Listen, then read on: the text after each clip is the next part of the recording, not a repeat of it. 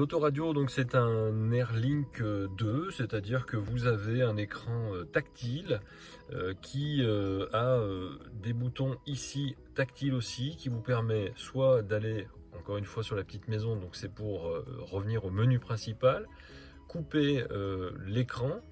Il restera toujours actif, mais ça nous permettra d'avoir un écran noir qui ne nous gênera pas lorsqu'on fait une conduite de nuit. Des paramétrages du véhicule pour bloquer les portes en roulant si on le souhaite. Volume des clignotants, donc on peut changer donc son volume.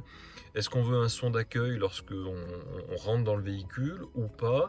Est-ce qu'on veut un éclairage extérieur d'accueil lorsqu'on ouvre sa voiture par exemple?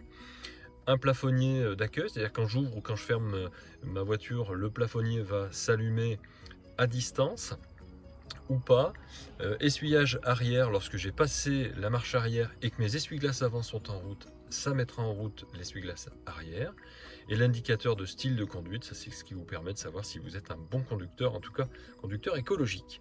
Et puis vous avez donc le dernier bouton ici qui vous permettra de régler votre tableau de bord central ou l'écran central.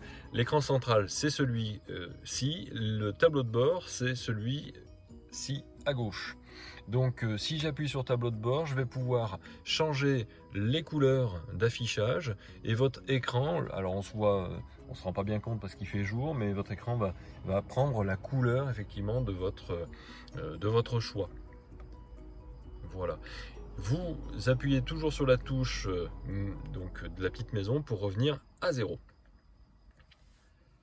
Comme je vous le disais, cet écran tactile fonctionne finalement assez facilement. J'appuie sur la cartographie et je tombe sur le GPS.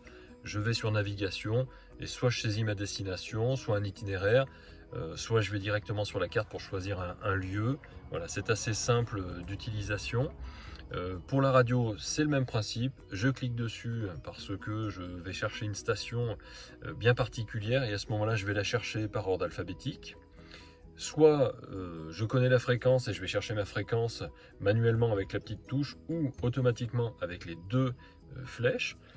Ou soit je vais dans présélection et là j'ai déjà mis en mémoire des radios et je vais pouvoir aller directement sur la radio qui m'intéresse. Ensuite vous avez à nouveau, donc je rappuie sur la touche maison et je vais dans le menu. Et dans le menu, je vais voir apparaître donc le téléphone, parce que je veux associer un téléphone, le multimédia, parce que j'ai mis une clé USB, vous voyez, dans le support, puisqu'en dessous on a deux supports clé USB plus un chargeur de téléphone. Lorsque j'ai branché donc un téléphone sur cette clé USB ou une clé USB avec de la musique dedans, je vais pouvoir lire mon multimédia avec cette fonction-là.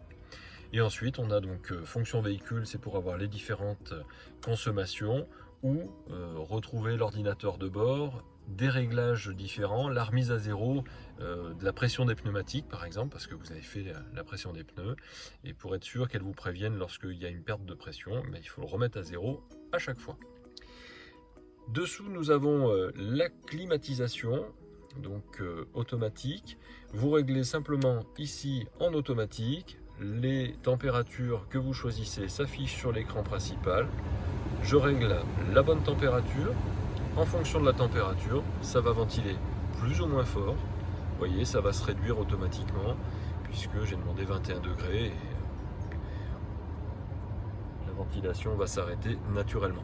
Ensuite, vous allez avoir une ventilation plus ou moins soft ou plus ou moins rapide. C'est vous qui choisissez. Et dessous, vous avez l'onglet pour faire régler le niveau de ventilation de façon tactile, si vous ne voulez pas être en automatique. Et puis là, je vais vous expliquer aussi comment fonctionne un téléphone portable associé via la clé USB. Voilà, je viens de brancher mon téléphone via la clé USB et j'ai mis en route l'Apple CarPlay. Donc si vous avez un Apple, ça met en route l'Apple CarPlay. Si vous avez un Android, ça met Android Auto en route. Qu'est-ce que c'est? C'est simplement que les applications que vous avez sur votre téléphone deviennent les applications que vous avez sur votre véhicule. Donc si je veux lire mes SMS, si je veux téléphoner, si je veux utiliser la musique de mon téléphone, j'utilise simplement l'écran de ma voiture et je vais lire ce qui se passe sur mon téléphone en direct. sans avoir besoin d'avoir mon téléphone dans la main.